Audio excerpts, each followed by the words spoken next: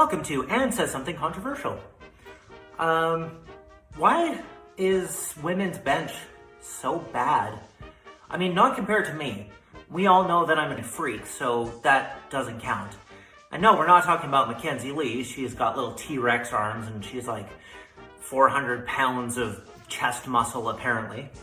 I mean, standard bench in powerlifting competition for women, I literally don't understand why it's so bad. My son, he weighs 45 pounds. His max bench is like 33.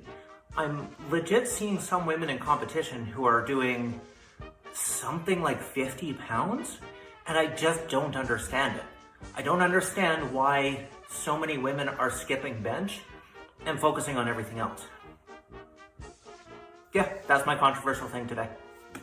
I'm gonna go do some bench now. As you saw there, that is former Alberta, Canada bench press record holder Anne Andres being completely drunk on copium, trying to explain how she doesn't understand why women are so much worse at the bench press than men. Completely ignoring everything that we've ever learned about the biological differences between men and women. This same person is absolutely outraged as biological man and Team Canada powerlifting coach Avi Silverberg pulled possibly one of the most based moves of all time, where he entered a women's powerlifting competition by identifying as a female for only one day and broke Andres' record. His whole point was to prove just how preposterous it was that he's even allowed to enter the competition, and I feel like he did a pretty excellent job of getting his point across, as the video's gone pretty viral since.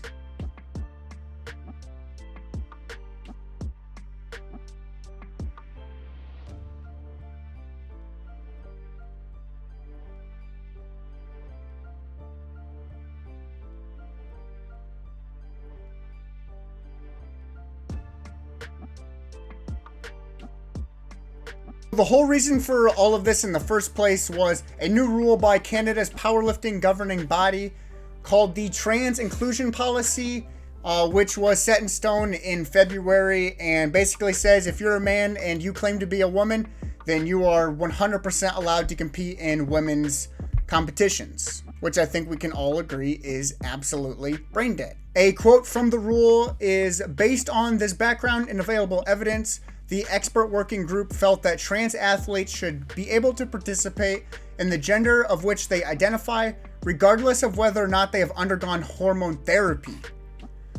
And guys, that is just absolutely delusional and counterproductive to protecting women's rights, which these people claim to be one of their top priorities. And I just have no idea how they can say they are for women's rights when in turn putting rules like this in place, which completely take all of the women's rights away. I just really don't understand how, after serious thought and deliberation, that is the rule that you come up with. It seems like they just put 15 woke idiots in a room and 10 minutes later they came out with that rule and decided to go with it. It makes no sense. These people are so discriminatory towards biological women, and they always feel the need to prop up the 1% of transgenders and completely destroy the 99% of biological women that now stand no chance of competing. It's become abundantly clear that these competitions advocate for biological men to destroy the women.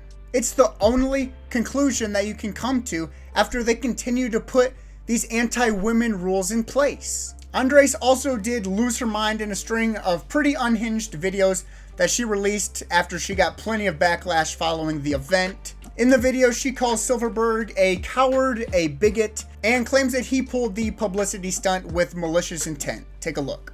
Just a super quick update. Yes, somebody did show up at the meet today with malicious intent. And you know what? It was nothing. It was just entirely ignored. People lifted. I volunteered. Everyone was happy that I was there. And it really struck me that maybe my participation isn't necessarily fair. I mean, there's science, whatever. But people welcome me because I'm actually nice to people. A couple of people have reached out to me asking what I think needs to be done in the CPU, APU with the situation with that one lifter claiming to be trans just to get those medals and setting records and all that stuff. Here's the problem. You shouldn't really be asking me, because I ultimately, I mean, weird thing to say, I come from a place of privilege, which, like I said, is weird to say. You got to keep in mind, I transitioned almost 20 years ago. I got all of my papers done. I have my passport. I got surgery. I can prove without any doubt whatsoever that I have gone through every step, which means whatever governing body decides to make decisions, I'm going to pass that test, as it were, because you can prove historically for the past 20 years that I've been living this way. What we need to be concerned about isn't me. I mean, I'm possibly the best test bed example case of somebody who you could say did it properly or whatever. No, what we actually need to be concerned about is, well, trans youth. The actual, kids who are going to transition or who are transitioning. Because what a lot of people seem to be advocating is that trans kids need to be tested and prove who they are.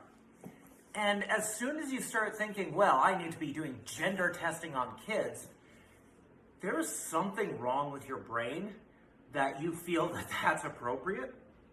I'm not saying that anyone who's reached out to me has gone in that direction. But my point is that nothing should be done regarding me or my opinions. I'm not an authority. I just happen to exist. Everything should be done surrounding the next generation. I got on my high horse, my soapbox, my platform, what have you, knowing full well that I was going to be taking a whole lot of slings and arrows of harsh misfortune to pave the road for the next generation. And I'm very, very sorry to the APU and CPU that I happen to exist in your realm. And as you can see from the videos, it's just a serious case of projection where Andres is basically projecting every single thing that is true about him onto Silverberg. The real threat to these females is not the biological man that is just doing it to prove a point for one event. The real threat is the biological man that is dressed up as a woman trying to pretend that the benefits of going through puberty as a biological man don't exist. It does not matter how long you have been transitioned from man to female. You have lifelong advantages after going through puberty as a male, and there's absolutely nothing anyone can say that can go against that and be factually true. And it's astounding that we let these idiots get so much airtime in our society. That is all I got for you today. If you guys enjoyed the video, please hit that like and subscribe button. If you didn't, please let me know what I can do better in the comments. Peace.